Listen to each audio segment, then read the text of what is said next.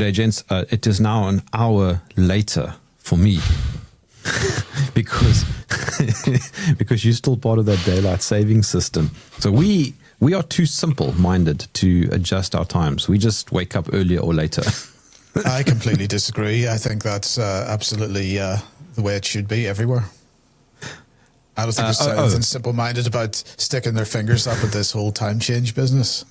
I actually read an article some time ago that when you artificially adjust people's times, it's actually not healthy. No, well, you see, the one thing we mustn't forget, although this is, of course, pure speculation and correlation is not causation, but it's interesting to note that all the articles about people having heart attacks and dying from the clocks changing coincides with all the autumn vaccination campaigns. So I'll just, put that out there. No, it is ridiculous. I mean, it's ridiculous. I know we've talked about it before, so for all those that do remember every ounce of that chat, then many apologies. But my supposition was just that because we've introduced artificial elements into our lives that prolong the day, and actually, funnily enough, I visited a National Trust property recently, which goes back to the I think it was built in the 15th century, and there was a sort of bed in there, which has quite an interesting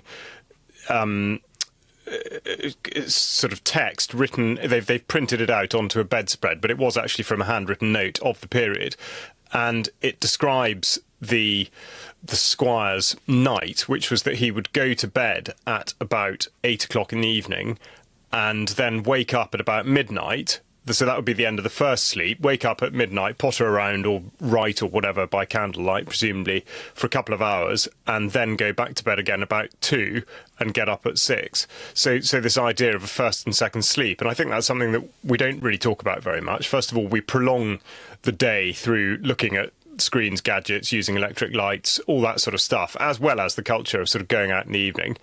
And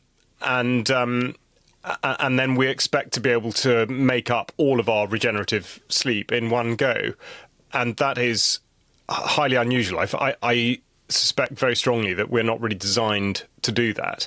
And obviously there are some cultures where they will take siesta and this, that and the other. But ultimately, our whole approach to the way that the cycle runs, the day runs, is a bit crazy. And I think that becomes more amplified in the northern latitudes, particularly where the length of the day becomes either so very long or so very short. It makes us all look a bit silly. And then, of course, we've got the absolutely ridiculous confusion of having clocks that do change, but at different dates. And so, for example, UK column, obviously we have quite a number of people that we work with in the United States, and their clocks do change, but I don't think that's for another couple of weeks. So we have this absurd limbo period when no one has any idea what the time is. I actually wanted to talk about something else, but I just want to quickly stay on this because it's really interesting what you were talking about now a moment ago, Charles, about breaking up sleep versus getting it all in one go at night. I've never thought about that. That is absolutely fascinating. So what? Okay, so is the hypothesis that we should be taking sort of naps during the day and then a longer sleep at night?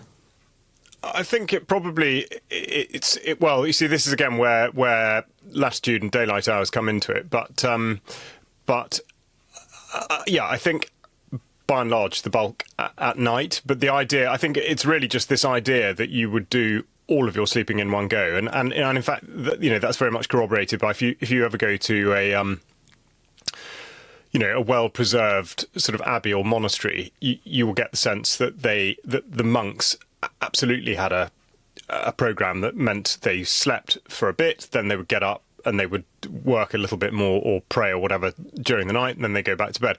And this, okay, I don't know a huge amount about it, but this does seem to tie in with a lot of sleep research into sleep cycles. But I think there's kind of, there'll be an individual element to it, because as far as I understand it, we all have our own deep sleep cycles of either approximately 3 or 4 hours. And if you're not in one of those and you're awake, then you may as well be up and about doing something. and then go back to sleep for the next one.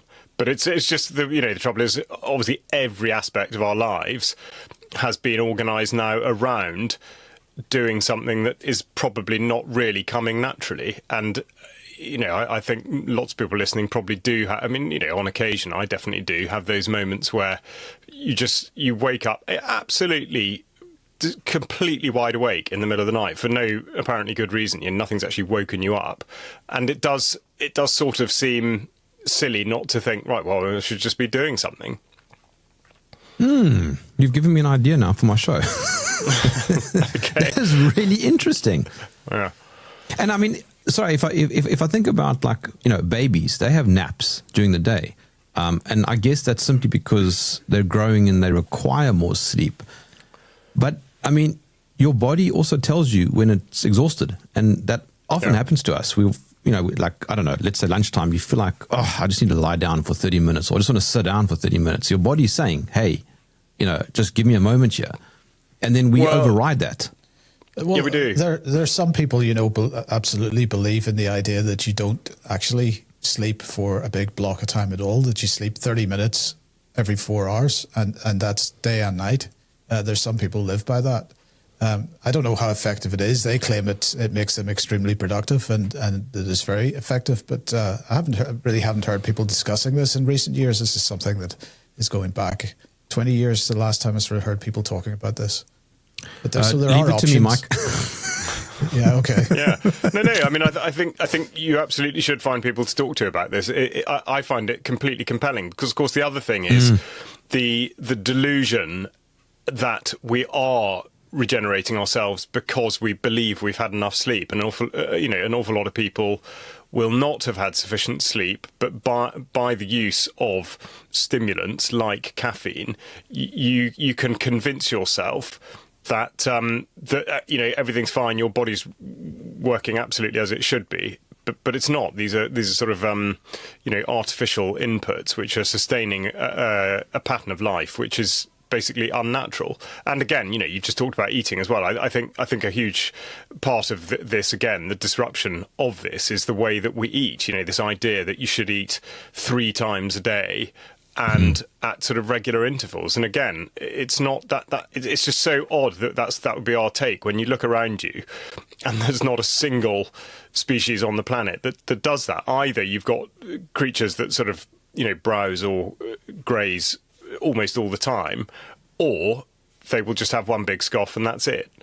And yet we've decided that we should be totally regimented and do it 3 times a day and also so it's bizarre, but I'd say it very much plays into the this idea of, well, where are you in the world? Because of course the closer you get to the equator, the less change you have over the course of the year, both in terms of climate and therefore requirement for body fat, but also length of day and therefore the effect that has on your brain and on your metabolism. So there you go. There's something for you to look into. We'll expect some good results on that. This is a really good segue, actually, because I was going to ask both of you for your first Damascus moment, your first red pill moment. And this is potentially a red pill, the idea of how much sleep we need. But let me ask you, Mike, when did you start rethinking everything you thought you knew? I don't know. Did we not discuss this before? I don't know. I can't remember. When I was 11. 11? What were you thinking about at 11? I was playing video games. I was thinking about the fact that my father had been running his business for a year and it got blown up by the IRA, and we were told afterwards, not that long afterwards, that the police the Northern Irish Police, the RUC, had watched the bomb being put in the back of the car, and they'd followed it down the Andersonstown Road in Belfast, and they'd watched it being left, and they were told to leave it alone. And basically what was going on there was that the paramilitary groups were running protection rackets. This was part of their fundraising efforts. And the owner of the industrial estate that my dad had his business on didn't pay. But the only that just got me wondering, well, how could that possibly be? Because we're told we're in this conflict between republicanism and loyalism, and that the RUC's on the loyalist side, and so why would they be leaving this to take place and that bomb to go off? And the only explanation I could come up with was either that somebody was getting paid off, or whatever was going on wasn't quite what we thought. And so I'm not going to say that was a conscious sort of train of thought, but it just started me asking questions about what I was seeing around myself, and then over the subsequent decade or so, that the questions got more developed.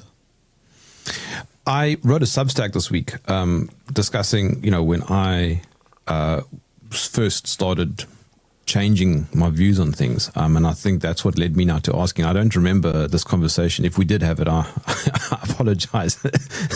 It would have been a while back.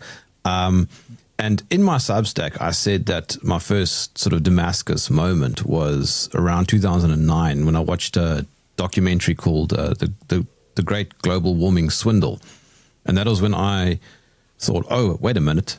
Is me driving my car actually heating up Earth? And then realizing that the whole thing just didn't really make any sense. And then started looking into it over the next few years, which eventually led to me, thinking of other things around me, like big events, and how fabricated or true are they? But I actually realized that my first red pill moment was actually when I was about 6 years old, when at Christmas I got given a watch by my folks, and I was just starting to learn to read. And I remember seeing something along the lines of "Made in Japan," and I asked my dad, but doesn't Santa Claus make watches? And he said, well, I think he ran out and he had to go and fetch one in Japan. And that well, I mean, look, this is a good point, because surely that's everyone's red pill moment. The moment they realize that Santa Claus is not real and that they were lied to, surely that is really everybody's that is everybody's red pill moment, isn't it? To some degree. What about you, Charles? Well, I mean, this seems to be a progression. So, in the spirit of one-upmanship, I should say, I suppose, when I was the age of 4, which of course would be a total lie. But it does remind me of what I found to be a highly amusing meme or meme, however one pronounces these things, which was two photographs, one above the other, of a sort of cowboy, but actually it might even be Chuck Norris. It could be a still from film, doesn't really matter. But it's of an older man sitting on a hay bale talking to a younger boy, in sort of cowboy country. And the man says to the boy, "How old are you?" And the next frame is the boy replying, saying, "I'm 11." And the man says back to him, "When I was your age, I was already 12." Which I found absolutely hilarious. But anyway, that's slightly by the by. I think for me, the way in which, if I try to trace it back and think what's been the continual thread that has run through the way I've looked at things, I think that's a gift that's come from time at boarding school and the sort of rubbing up against school rules, which are in effect the way that the world works. They are designed for purposes completely outside of the way in which they're explained. They are very often contradictory and vicious, and they allow for things like blanket punishment and for specific victimization. They can be manipulated or ignored or any of those sorts of things. And so I think I realised at that point, from an early age, in a non-competitive sense, you understand, that I realised at that point that I had no intention of going along with the school rules that I didn't think made any sense, and so therefore I didn't. And that gave me, I would say, the benefit of a mistrust of authority, not for the sake of it. I definitely wasn't in the sort of, oh, well, just two fingers at everyone because they're an authority figure, a teacher or a headmaster or whatever it was. I don't mean to say that, but I would not take something at face value. And I think that has turned out to be an extremely useful way to be able to look at things from an early age. And so, yes, it meant getting into sort of what was described as being trouble for apparently breaking school rules. But frankly, when the sort of explanation was, well, that's too dangerous or that's too this something, you just think, well, it's not really, is it? Because if it were, then you would be able to point towards instances where harm has fallen out of these circumstances and whatever. So I think that's really been the way I've looked at it, and then that's just developed more and more over time, and it's just been the greater understanding of how all of these things are connected. And crikey, let's face it, boarding schools set up specifically to provide the administrators to run the British Empire. So this is not an oblique reference to something that's got no wider connotations. It absolutely does have. So looking back, I do find it fascinating, even though at the time, obviously, I wasn't really aware of knowing why that was going to be of use. But I think that's exactly what it has, and also having a being able to have that relationship with people where you can sort of, without agenda, just in an objective sense, just question stuff. And to say, to a master, or this is obviously brilliantly written about in lots of sort of humorous books about boarding school stuff, but to be able to ask, we'll say, yes, but why? Why is such and such a rule in place, and where's that come from? That is, in large part, how I would recommend that anyone looks at anything now. Whenever, we were just talking about... just before we started recording, Mike was talking about the US ambassador to the United Nations, and that's a brilliant example. All these statements that get made. I think particularly of sort of Barbara Woodward, who's forever making these statements to the United Nations, and you just read it and just think, why would you be saying that? And is it really true? So yeah, sorry, it's a long answer, but that's for me. That's probably it. No, I can't think of a particular moment where I felt it was an epiphany or anything like that. So is this why you're not chief of the defence staff, because you're too subversive? Is that what's going on there?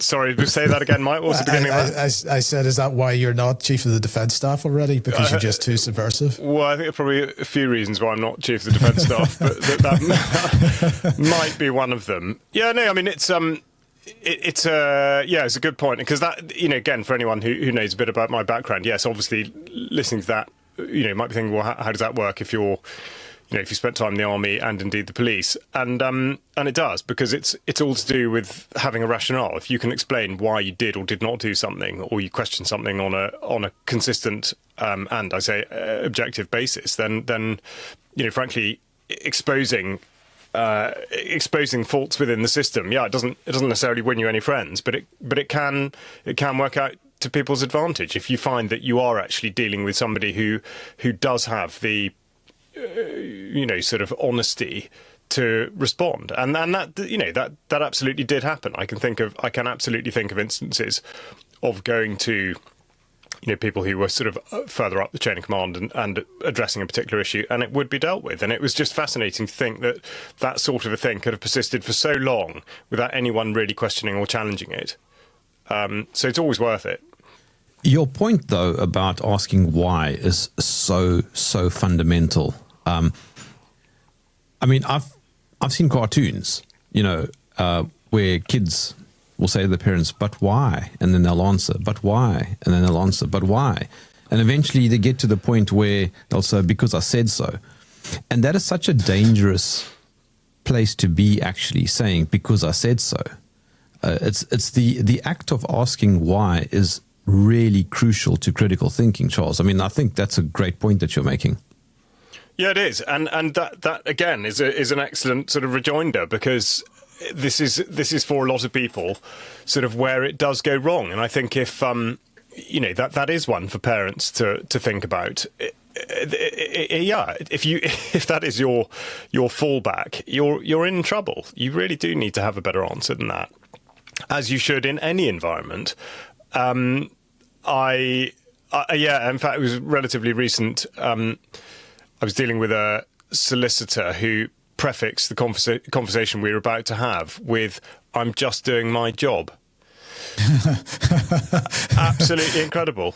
And it's the same thing in a way, which is the sort of, just because I said so. So you're not going to provide any satisfactory justification. Really important one. But the problem is, for a lot of children, sadly, who do get told, because I say so. If you hear that enough times, it does become a battle of wills, and maybe children do have that sort of inquisitiveness and innate skepticism drummed out of them. I think that can be the only explanation, because you're quite right. I think it is a natural thing to do. Yeah, but that feeds into then the deeper conversation about schooling and indoctrination, because when kids ask too many questions, they get shut down very quickly. I remember. That's what happened when I was at school. Yeah, the right response there is, I don't know, let's find out, isn't it? Isn't that the right response, as opposed to, as you say, because I say so, or here's an iPad. Yeah. Do your own research. Although, that's a good thing. Yes. It is, but it depends what age the child is. Just shoving an iPad in their hands and saying, "Do your own research." If they're 6, maybe is not the right response. They need some help to learn how to do their own research. The reason why I was asking about these Damascus moments is because they sort of like a domino effect. You question global warming. That's generally a gateway question. I know you're too young. You're too young. But look, global warming, that is probably one of the largest agendas in existence. It's what drives the UN. Sustainable development and its goals are all around carbon. This is a very, very big talking point. It's not Mickey Mouse. The social credit is almost entirely based around your carbon emissions. And I think what I find hilarious about that, I'm sure there are other methods, but similarly, in the way in which one might catch Father Christmas out by sort of camping out at the bottom of the chimney overnight and finding out what you find out. There is one graph, to my belief, there is one graph that absolutely shatters what anyone might try to tell you about global warming, which is the graph that's produced, but I can't remember, the NOAA. I think it's, I can't forget. Anyway, the American Institute that basically records the atmospheric levels of carbon dioxide, both locally in Hawaii and on a sort of worldwide mean basis. And first of all, the graphs tally. So at first glance, they do exactly what they're supposed to do, which is to show this terrifying upward trajectory of the parts per million of carbon dioxide expressed as a percentage of the atmosphere. But then when you look at the detail, every 6 months, the graph goes up and then down, with an upward trend. But there is absolutely no way to explain on that basis the way in which man is somehow able to manipulate carbon dioxide levels so that they go drastically up, followed by drastically down, then drastically up, then drastically down. It's a total farce. So it's completely remarkable to me that an entire industry and worldwide control system can be built around something that can be demolished with just one piece of paper. Yes, and I've had this discussion multiple times over the years, to the point where I almost no longer want to have this discussion because I always get the same response. But Jerm, are you scientist? Are you a climate scientist? No. Yeah. But that's it. But that's the joy of this graph. You don't have to be anything. All you have to be able to do is see it, or just have it described to you. No. Because I've done that too, and they go, but you're reading the graph wrong. To got it upside down. Yeah. How do you know? How do you know that what you're saying is what that graph means? Are you a scientist, and so around and around and around you go? Yeah. No, I mean, I won't enter into a discussion with a scientist about it. I think that would be. No, but you should. That's the whole point, though. You should be, because look, hold on. Science is not some elite category of education. It's open source. The whole point of scientific, I mean, nobody 500 years ago had a piece of paper that said they were a scientist. They thought scientifically, which basically meant they looked at how the natural world works. I don't think Leonardo da Vinci had a piece of paper that said he was a scientist. I mean, and he did scientific stuff. Mm-hmm. Yes, I agree. No, I think yes, I just mean from the point of view of the vast majority of these people who are supposedly scientists in this area, basically just hanging off the coattails of something that they haven't started in the first place. So it's sort of, in a way, it's neither here nor there. I know what I know what I know, or rather, I know what I believe, and I also know what they believe. So yes, okay, there might be some merit in it. It would be interesting to see how people would justify it. Yes, okay, let's put it like that. That would be interesting, actually. I mean, if you think about it, right? So if you say to somebody, well, you're not a scientist, so you can't comment, what they're effectively doing is shutting down the thought process. They're saying, well, stay in your lane. You don't know what you're talking about. And so they've inadvertently elevated a category of education to a point where it cannot be questioned unless you yourself are in that category. And that's a very dangerous, slippery slope. Yeah, but isn't that exactly what we do with the children that say why?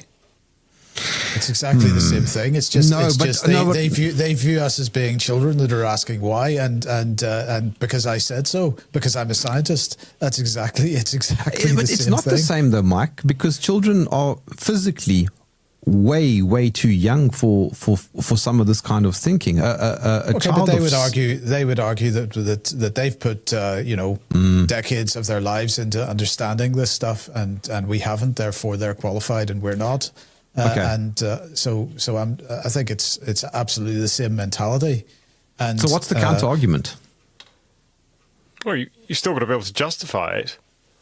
You still have to be able to. I mean, to suggest that if you're a scientist, it means you can only talk to other scientists is completely ridiculous. In the way that if you're a parent, you can't only talk to other parents. You've got to be able to talk to your children. It's exactly the same. You have to be able to make it make sense. So you might have done the research and extrapolated from that what you believe to be logical conclusions where no money has necessarily changed hands. And you need to be able to demonstrate to somebody who hasn't had the benefit of all your research and perhaps training and to a certain extent knowledge. I mean, I think, again, we have to be careful. Just to suggest that the science is corrupt doesn't mean that the scientist is an idiot. They can, there's I absolutely respect the fact there's plenty of stuff that scientists might know that I don't because they have studied this, that and the other.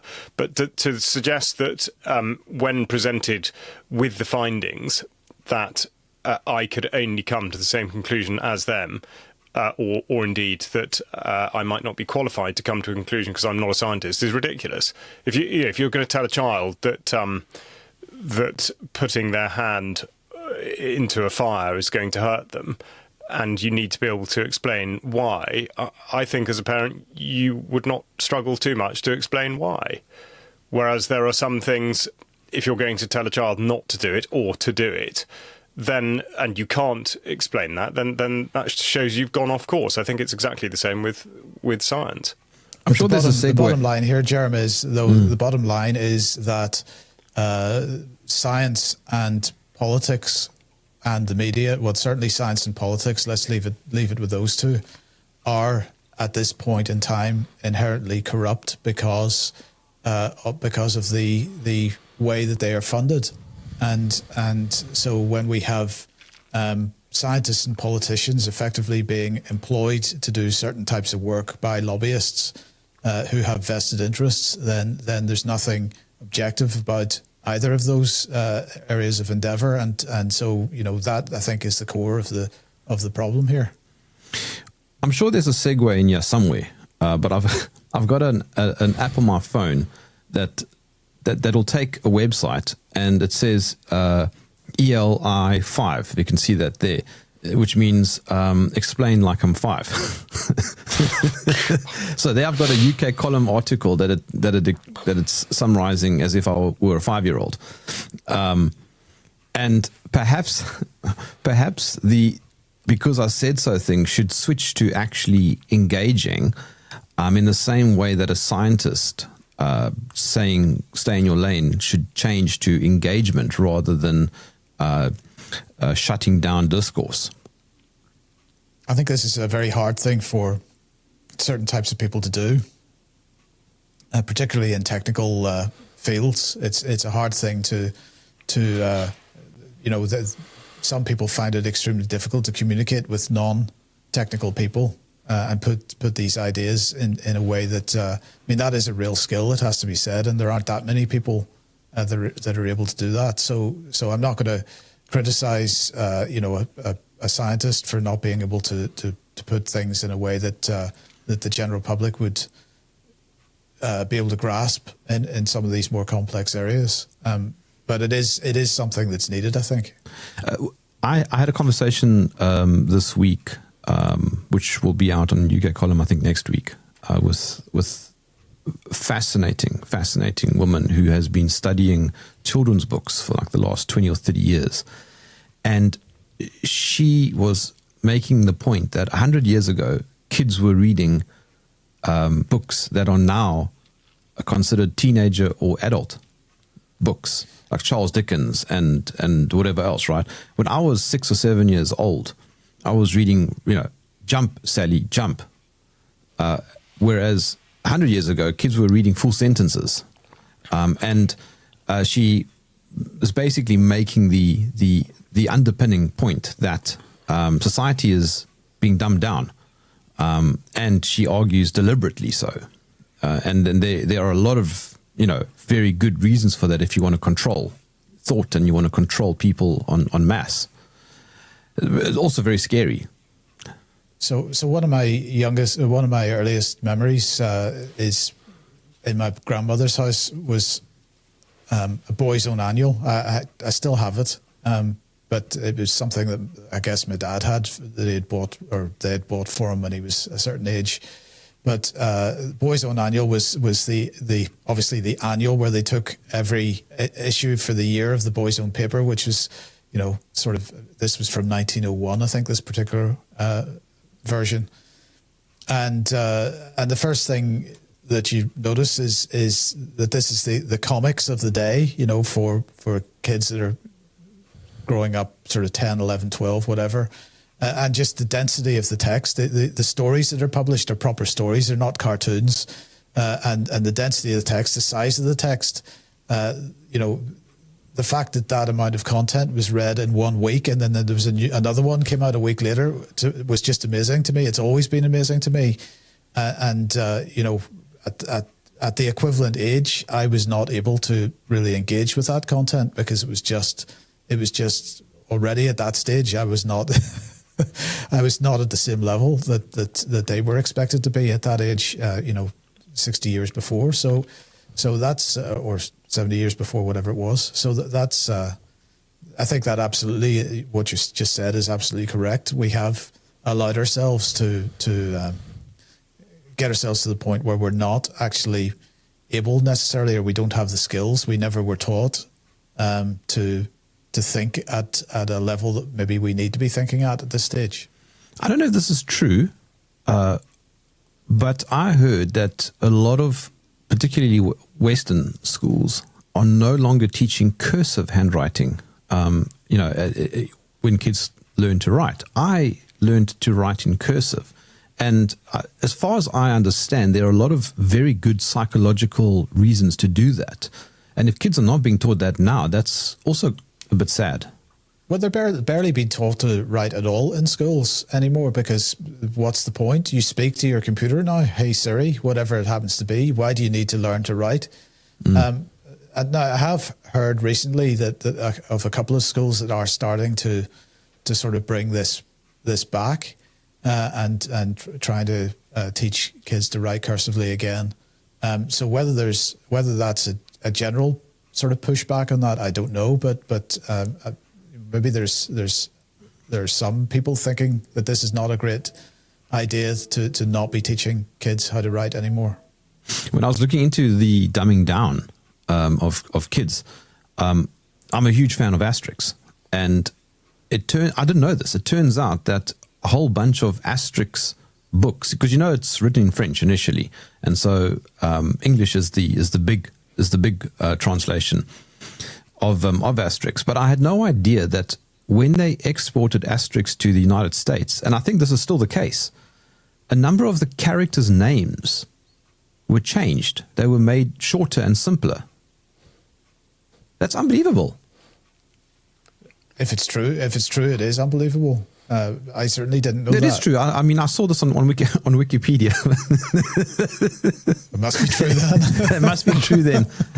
Was that on the tell me, explain like I'm 5 version of the well, look, as far as I know, I can't remember now, but I think the bard, Cacophonix, I think his name was changed, and I think Vital Statistics, who's the village chief, I think his name was changed also, but I might have this wrong. I'm sure somebody's going to respond and say that is either correct or it's false. But I mean, it's not a stretch of the imagination, particularly when it comes to the United States. Now look, are you expecting us to make some comment in response to that? If you want to insult an entire nation, that's up to you. We couldn't possibly comment. But bearing in mind the names, the original names were changed in order to go into English. It might not necessarily just be that they're shorter. It might just be they make slightly more sense to an American audience. I mean, sure. I guess let's just give the benefit of the doubt. None of us really knows. But do you know what any of the original names are? Because I don't. Well, the French names, no, I don't. Yeah. That's what I want to know. I was, in fact, talking about this very thing the other day, and it occurred to me I have no idea. I'm assuming Asterix and Obelix are the same, but the others, I guess, are all different. I don't know. I've got some copies of the French version. I can have a look. Okay, please do. But yes, I mean, on that point, I absolutely agree. And funnily enough, not just what children were able to digest, but the stuff that they actually did.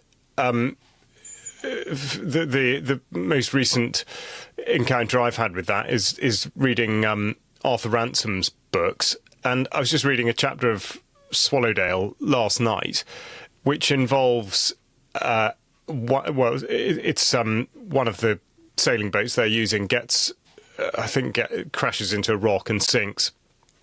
They've got a 2-year-old on board, which they sort of plonk onto a raft, and the 2-year-old floats off. But the point is, they're all children, and they are sailing, preparing camps, lighting fires, cooking, absolutely all on their own. And this was completely normal. And now the idea that there will be places where people still do that and have the skills and whatnot, and the resilience particularly, but very, very few. So yeah, I think in absolutely every respect. I mean, what I thought you were going to say about the book thing is partly the way in which they've been dumbed down, but partly the way in which content has been stripped away at the expense of indoctrination. That's also part of the conversation. Yes. Yeah, because I think that is, having looked at, having had, I suppose, a number of decades gap between looking at children's books and then looking at them again relatively recently, it is outrageous. I know, Diane's done a lot on this, on UK Column in particular, but but it's just absolutely everywhere. It is very hard to scan. Well, I found very hard to scan through a book that doesn't contain at least a pride flag, at least a reference to not having a combustion engine car or something, and indeed having a totally unexplained same-sex couple parent with a child. Where did the child come from? This goes back to the sort of, because I told you so. It's like the science thing. Well, okay, well, so how seriously, how did that happen? And I mean, it's not just the books. I don't think I'm going to let my kid watch Cartoon Network. I don't know what that is, but no. Well, indeed, but I would absolutely agree with you, Jerm. And my kids didn't grow up watching a huge amount of television, but what they did watch was the same stuff that I'd watched, because so I went out of my way if they wanted to watch something, they watched the original series of Paddington or Winnie the Pooh. Yes, or Bagpuss, Maya the Bee, and Bugs Bunny. Right, and the thing is, right, Bagpuss was, for example, anybody that remembers Bagpuss was pretty harmless. It was sort of folky music and stories, but they're about to produce a new Bagpuss film, which is going to be, undoubtedly full of exactly the type of content that we've just been talking about. So they're attempting to bring back much loved characters from people that remember those days and present that to a new youthful audience. And of course, naturally, the parents or the grandparents are going to say, "Oh, great, Bagpuss! I remember that. That was fantastic. Let's take them to the cinema to see this." And they're going to get another couple of hours of indoctrination. Yeah, it's very cynical. That that is very, very unkind on every generation, because it completely ruins it for the people that do have fond memories of the original, and it corrupts the minds of the people who introduced it for the first time. It's dreadful, and I mean, maybe it was ever thus. I'm not sure. I suppose it's hard to see that it could have been exactly the same throughout, because of course we're not so far into the development of that industry for it to have been rehashed. But yeah, by and large, anything that's done again is just ruined and completely propagandized. I remember as a kid, I mean, the cartoons, Saturday morning cartoons were, for me, they were fantastic. But Saturday morning cartoons now are a disaster. I mean, it's just all propaganda. I'm going to say, Jerm, I'm going to say even for our generation, Saturday morning cartoons were a disaster. I think the Saturday morning cartoons undoubtedly have contributed hugely to our dumbing down. Because what did we do? We spent half the day watching this complete junk, and that time could have been used more productively, maybe. I don't know if you know this, but Dr. Seuss, he was actually instructed to dumb down his writing, specifically for the purposes of simplifying the language and simplifying the concepts. And he spoke about this a couple of times, and maybe that's why he drank so much. But that is so disappointing, because I mean, I love Dr. Seuss in an ironic kind of way now, because I didn't know that he was deliberately stripping away substance for the purposes of some sort of agenda. And then it makes me wonder about all sorts of other, children's books. Well, look, I mean, the mechanism for this is very clear. That there are for children's television and for children's books, there are sort of annual conferences where they all get together and the various producers bring their wares and they attempt to sell their wares to the platforms and the broadcasters or the publishers, and of course the people that are commissioning the content are coming with an agenda, and so they're only commissioning content that fits what their agenda and therefore you end up with producers learning what that is very quickly, and then they end up choosing content which is likely to win them the contract to produce the actual product at the end of the day. So it is an easily manipulable situation, very easy. You just get, it's absolutely top down editorial control effectively, and anybody that's sort of a low level producer of cartoons or of animations or of other forms of content are utterly controlled. It's simple as that. But I mean, if our kids were to watch cartoons, and I don't like the argument, well, they shouldn't watch TV at all, because that's also a bit ridiculous. Because we do have TVs and we do have cartoons, and I watched cartoons, and it's helped make me who I am today. I mean, I draw cartoons. But if we were to let our kids watch cartoons and we regulate that, I have no idea what is acceptable. I have to go back 30, 40, 50 years. See, the problem that I have with what you've just said is the words, and we regulate that. This has never happened, Jerm. Cartoons are there for the cartoons are the iPads were the iPads of the day. That was there for the parent to plonk the child down in front of the television and take 4 hours off. That was what it was for on a Saturday morning. And so there was never any regulation of what anybody was watching, and parents everywhere simply presumed that what was being pumped into their child's head was appropriate, and that it wasn't damaging. I mean, so what are you saying? What am I saying? I'm saying that even children's television in the 70s and the 80s was damaging for the next generation. I'm saying that if you're saying that Saturday morning cartoons contributed to what you are today, I'm going to say I think that's absolutely the case, but I'm not sure that that's something that we should be applauding. and that's not targeted at you. That's targeted at everybody. It's any of us that grew up watching Saturday morning cartoons. But I mean, the music that we listen to, and because at the end of the day, we are a product of the culture that we grew up in.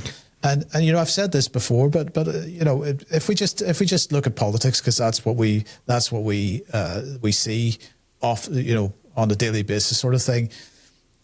And I'm not, again, we shouldn't even be concerned with what the politics were, what the content of the speeches was, but just take the time to go and look at Prime Minister's questions from the House of Commons from 1975 or from 1985 and compare that to Prime Minister's questions from 2005 or 2015 or 2025, and just look at the difference in the standard of the discussion, never mind the content of it, but just the level of the language that's used, the standard of the discussion, and you just get a perfect example of how far society has fallen, even only in 40 years. And look at Trump.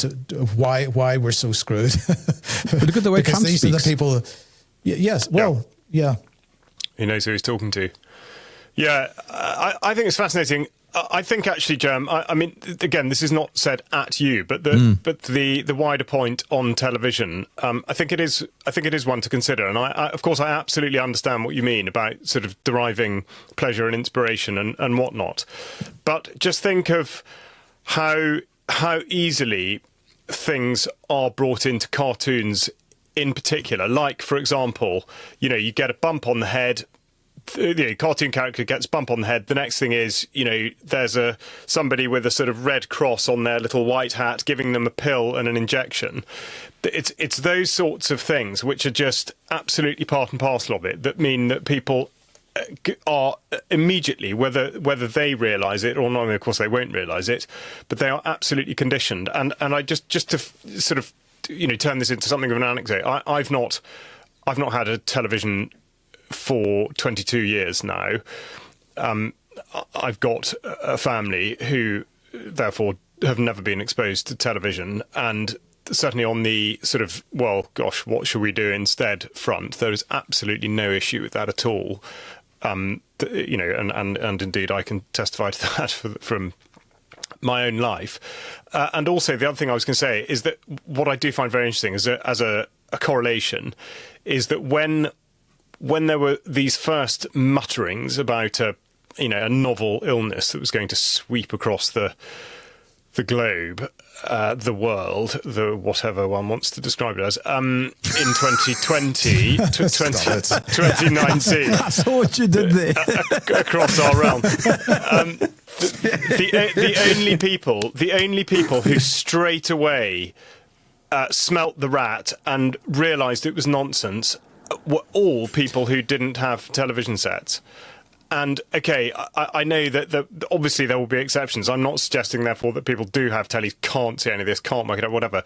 But it was a very, very interesting and very obvious correlation. And I'm just talking about my sort of immediate family and friend circle. And that is something that I really cannot ignore. And I think it's very easy. It's a bit like what I was talking about with the sort of sleep cycle and convincing yourself that you're fine, you feel absolutely on good form because you have a strong cup of coffee when you get up, and so you think you've had a good night's sleep. Well, actually, you probably haven't, or you may not have done. And it's the same thing with this. You think you're resistant to all these things, but actually, when you take it away, you then realise what the situation is. And I think on that basis, I mean, okay, I'm in uncharted territory because I have absolutely no idea what's on television, but I can guess from having looked at children's books what sorts of themes are introduced into cartoons, and they are, it is done very, very cleverly, and so I do think.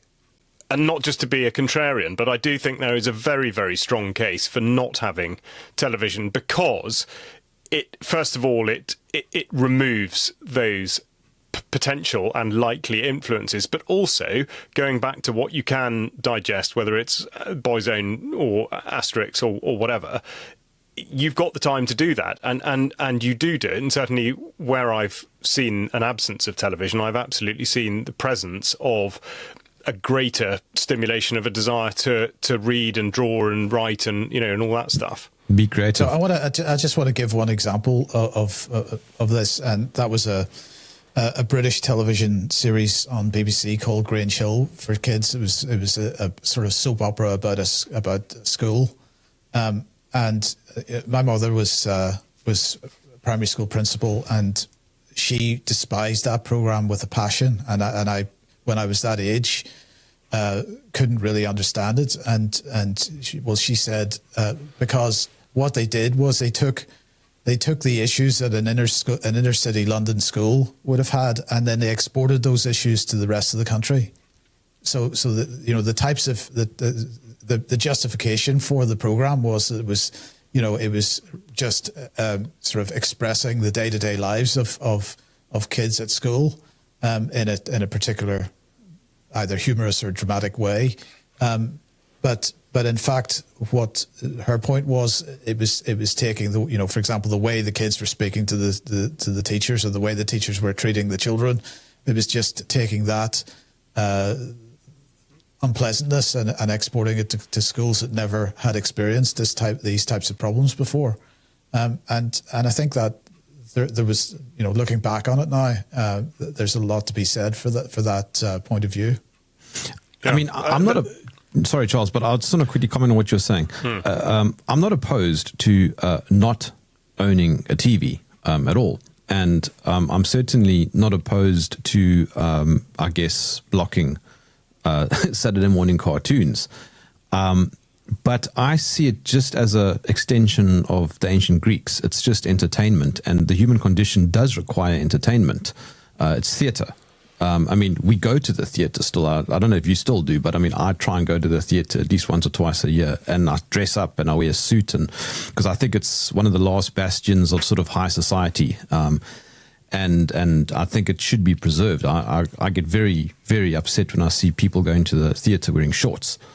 Or a T-shirt. Or whatever. But you see, you've done it again there, Jerm, because because you're absolutely right with respect to the theatre. But you could argue that that's that's a more positive expression of culture than the trash that we see on Saturday morning television. Yeah, sure. Yep. And I don't think that those two things can be equated. And I don't in principle have an objection to having a TV in the house. Charles knows that I do have a TV in the house, but what we don't have is any way to watch broadcast television on it. That's true. And so that is where I draw the line. So we have always decided what type of content was going to be on that, and I'm not going to say that was universally a correct decision by any means, because as I've already said, I've no doubt that quite a lot of the content that I watched growing up is not as bad as it is today, but certainly had its issues. But what you're saying is that what you choose for your TV is deliberate, as opposed to it being fed to you. Yes. Yes, but that doesn't absolve me of all of having been influenced by it by any means. I was only going to say that this is what Jason Christoff is so strong on. He refers particularly to films, and again, it's unwitting. People don't, in the most part, people don't even realise that they're being manipulated by this content, and I think therein lies the massive danger. Jason actually, has he been on my show recently? I don't know. I must actually check. I think he's coming to South Africa later this year. Oh, good. No, there you go. He's got some very, very, very good takes. Yeah, he has, but he's also got, okay, we're slightly straying back into the science thing. I mean, he's got evidence. I mean, the one thing he always cites was the car theft film Gone in 60 Seconds, and how there was a notable spike in car theft when that film came out. Really? Yeah. It was in. That's incredible. Where was it? I forget. It was either in. I think it was in Montreal. I can't remember. But he absolutely cites the release date of that film coincided with a spike in vehicle car theft. I mean, that to explain that away in any other sense, I think, is impossible. So yeah, it's very, very, very strong. Okay, we're talking that sort of film. Yeah, exactly. Yeah, it's probably global warming. Yeah, but I mean, do you not? How do I ask the question? There, I'm looking across the way now. There's the French asterisk. I'll have to have a look after we've switched off the recording. I've got books lying all over the place.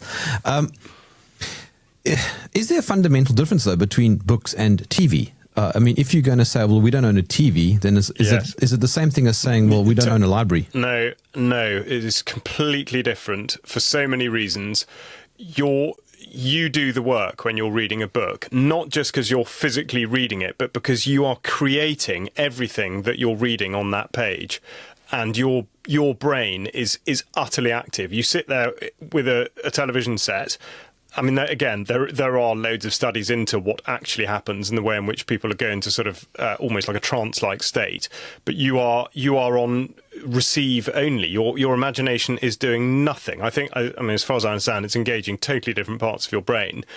And and don't forget. Well, I suppose it's slightly similar. You will take different things from stuff you view on screen as well. But each person, I think what the amazing thing about a book is that two people reading exactly the same book will come away with totally different conclusions, possibly, and a different idea, if you were then able to sort of recreate in a visual sense everything that you've read about it might be completely different. I think that's the beauty of it. So I think in absolutely every respect, but also just the enjoyment of the prose. I've just started rereading some just for entertainment. They are so hilarious. The Flashman books, which may or may not be known to members of the audience, but they're kind of remarkable. I mean, I guess you call it historical fiction, written by somebody called George MacDonald Fraser, who was a sort of post-war soldier, and he wrote about all sorts of other things. But he recreated the character of Harry Flashman from Tom Brown's School Days, written by Thomas Hughes, and wrote there's sort of many fictional stories. But what's so interesting, and it goes back right to the beginning of our conversation, is that they start in the 1840s when he was expelled from rugby school for drinking.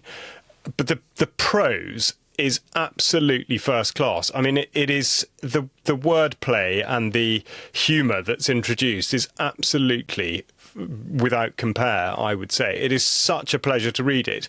And you can't really quite replicate that on the screen. And I think that's the great strength. The depth to which a book or a written description can go into is not, you cannot recreate that on a screen, I don't think.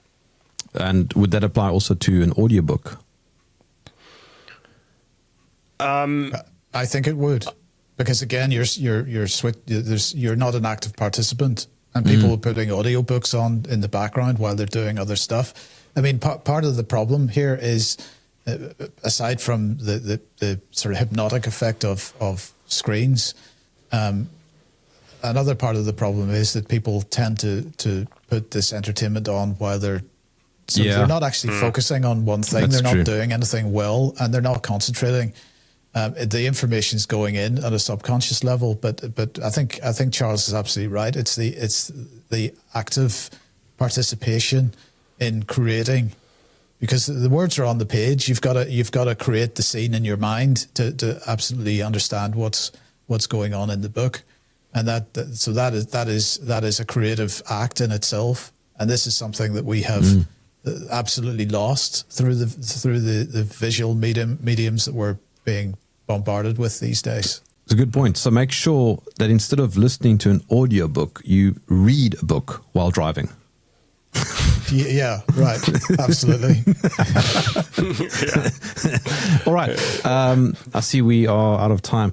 Thank you, gentlemen. Really enjoyed the conversation. Catch up with you next week.